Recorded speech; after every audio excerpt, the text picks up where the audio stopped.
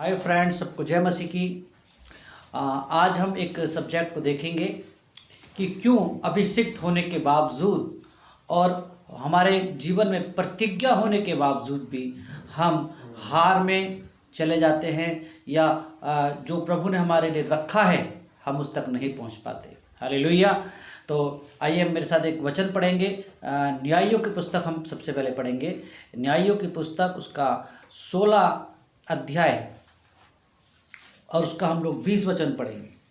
न्यायियों 16 का 20। तब उसने कहा, जी। हे शिमशोन, पलिश्ती तेरी घात में है। तब वह चौंक कर सोचने लगा कि मैं पहले की नाई बाहर जाकर झटकूंगा। वह तो न जानता था कि यहोवा उसके पास से चला गया है। आइए हम लोग दुआ करें। स्वर्गीय पिता परमेश्वर, राजाओं के राजा, प्रभु के प्रभु जी, हम धन्यवाद करते हैं आज के सुंदर समय के लिए पिता, और दुआ करते हैं कि जहाँ जहाँ तक ये तेरा वचन जाता है पिता परमेश्वर, जिस भी माध्यम से लोग सुनते हैं प्रभु, तेरे वचन की सामर्थ कार्य करे पिता, और हो नहीं पाए प्रभु जी। ये जो पिता परमेश्वर प्रभु आज का सब्जेक्ट है, बहुत सारे लोगों के आत्मिक जीवन का कारण बने। यीशु के नाम से मांगते हैं, आमीन। हालेलुया।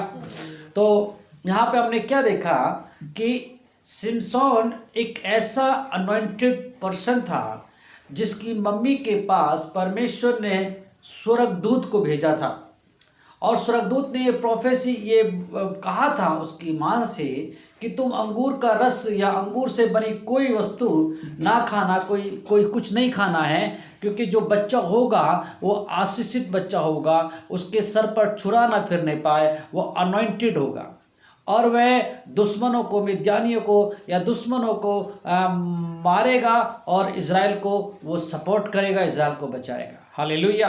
लेकिन यहाँ पर हम क्या देखते हैं कि सिमसोन को पता भी नहीं चला कि कब यहोवा उसके पास से चला गया। उसको लगा कि मैं पहले के समान फिर उठूंगा, जैसे मैं दरवाजे उठा के ले जाता था, पहले के समान जैसे मैं गधे की एक जबड़े की हड्डी से 1,000 लोगों को मार देता था, मैं फिर से वही करूंगा। लेकिन उसको नहीं मालूम था कि उसके पाप के कारण यहोवा उसके पास से चला गया है। हालेलुया। यहाँ पर हम लोग क्या देखते हैं मेरे प्रियो, कि व्यभिचार के कारण हमारे ऊपर जो कॉलिंग होती है, व्यभिचार के कारण अगर हम पश्चाताप का जीवन में ना जाए, व्यभिचार के कारण हमारे जो बुलाहट होती है वो कहीं पर खत्म हो जाती है। परमेश्वर ने चुना था सिमसोन को दुश्मनों का खात्मा करने के लिए, लेकिन यहाँ पर व्यभिचार के कारण क्या हुआ मेरे प्रियो, सिमसोन को पकड़ा, उसको क्या किया, उसकी आंखें निकाली और वो चक्की पीसने लगा। एक अनॉइंटेड व्यक्ति जो एक गधे के जबड़े की हड्डी से हजारों लोगों को नाश कर सकता है, वह चक्की पीस रहा है, वो भी ब्लाइंड होकर। व्यभिचार हमारी बुलाहट को क्या कर देता है, हमारे जीवन से खो देता है। 3 बातें आज हम देखेंगे मेरे प्रियो। यूँ तो बहुत सारी बातें हैं, लेकिन हम 3 बातें देखेंगे। पहला हमने व्यभिचार देखा, दूसरा हमने अनाज्ञाकारिता देखा, तीसरा हम लालच देखेंगे। तो अभी हमने किस विषय पे बात किया है कि व्यभिचार। सिमसोन क्यों अंधा हो गया, क्योंकि वो व्यभिचार में चला गया, वो वेश्याओं के पास जाने लगा और उसके ऊपर से कॉलिंग हट गई। उसे मालूम भी नहीं पड़ा कि कब यहोवा उसके पास से हट गया है। हालेलुया। आइए हम एक वचन और देखेंगे, यहोशू की पुस्तक उसका 7 अध्याय उसका 11 और 12 वचन। जी, यहोशू 7, 11, 12।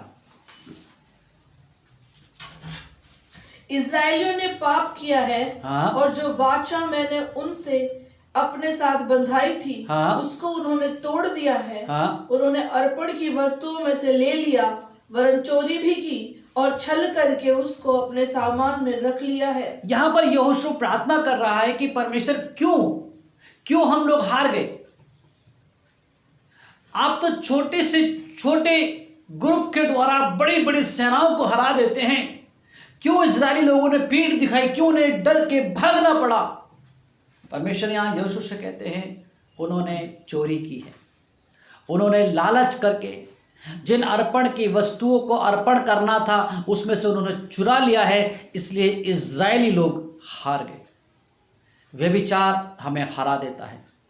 लालच, चोरी हमें हरा देती है मेरे प्रियो। आइए एक वचन हम और देख लेंगे, अनाज्ञाकारिता।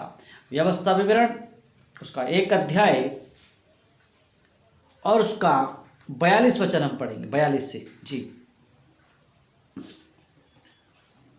तब यहोवा ने मुझसे कहा, हाँ, उनसे कह दे हाँ, कि तुम मत चढ़ो तुम ऊपर मत चढ़ो, यस, और ना लड़ो, और ना लड़ो, क्योंकि मैं तुम्हारे मध्य में नहीं हूँ। मैं तुम्हारे मध्य में नहीं हूँ।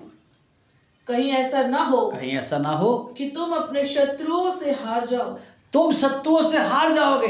अगर मैं मना कर रहा हूं नहीं जाना, मैं मना कर रहा हूं नहीं चढ़ना, उसके बाद भी तुम जाओगे, उसके बाद भी तुम चढ़ोगे, तो हार जाओगे। तुम्हें अदन की वाटिका दी है, लेकिन जिस फल का पेड़ का फल खाने के लिए मना किया है, अगर उसका फल खाओगे तो नंगे और शर्मिंदा हो जाओगे। आज शैतान बड़ी चालाकी के साथ बोलता है कि नहीं तुम कर सकते हो, ओ हालेलुया, लेकिन प्रभु का वचन कहता है तुम नहीं करना है। और जब हम वही काम करते हैं जो खुदा ने मना किया है, हम हार जाते हैं। अनाज्ञाकारिता हमें हराती है, व्यभिचार हमें हराता है, लालच हमें हरा देता है। आइए हम लोग प्रार्थना करें और बोले, प्रभु जी इन बातों से हमें दूर रखें ताकि हम जय के उत्सव में फिरें। हालेलुया। तेरा वचन कहता है, प्रभु का वचन कहता है कि मैं तुम्हें जय के उत्सव में लिए फिरने वाला परमेश्वर हूँ। लेकिन परमेश्वर जब हमारे पास से चला जाएगा मेरे प्रियो, तो सोचिए कैसे हम जय के उत्सव में घूमेंगे, कैसे हम जीत हासिल करेंगे। आज मसीह समाज के हार का कारण 3 बातों में है। एक स्वार्थ है जिसे लालच कहता है, दूसरा अनाज्ञाकारिता है और तीसरा व्यभिचार है। हम दुआ करते हैं कि तमाम उन लोगों से जो यहोवा पर भरोसा करते हैं, इन तीनों बातों का स्पिरिट उनके जीवन से निकल जाए और हम समझने पाएँ कि हमको परमेश्वर ने जय के लिए बनाया है, हारने के लिए नहीं बनाया। हम अनॉइंटेड तो हैं, हम आशीषित तो हैं, लेकिन व्यभिचार का कुंदा डालकर शैतान हमें हरवा देता है। ओ हालेलुया। हम जीत तो सकते हैं, लेकिन अनाज्ञाकारिता का कुंदा डालकर हम शैतान की जाल में फंस जाते हैं। शैतान के जाल को तोड़कर हम ऊंचाइयों पर और आशीषित होने के लिए उड़ते चले जाएं। आइए हम लोग दुआ करेंगे। महान और जिंदा परमेश्वर, हम प्रार्थना करते हैं पिता, आज जितने भी लोग इस वचन को सुनते हैं पिता, तेरा अद्भुत सामर्थ कार्य करे पिता परमेश्वर। तमाम स्वार्थ, तमाम अनाज्ञाकारिता और तमाम व्यभिचार और प्रभु तेरे लोगों के जीवन से दूर होने पाए और प्रभु तेरा नाम महिमा पाए। खुदावंद यीशु मसीह सारा आदर महिमा आपको देते हुए आपके बेटे यीशु के नाम से मांगते हैं, आमीन। सबको जय मसीह की। Take care.